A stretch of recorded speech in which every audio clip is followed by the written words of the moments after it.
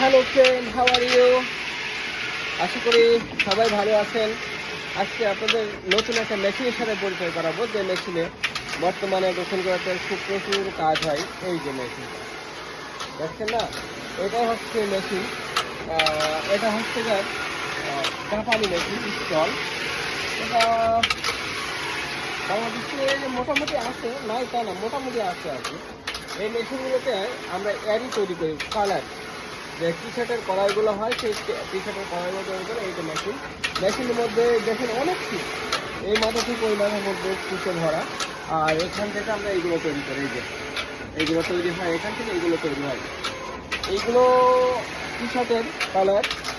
আর এই তো মেশিন সুতা, সুই সুতা দিয়ে এই কাজগুলো হয়, সুই সুতা দিয়ে। তো দক্ষিণ কোরিয়ার কাজগুলো অনেক কষ্টকর, অনেক কষ্টকর।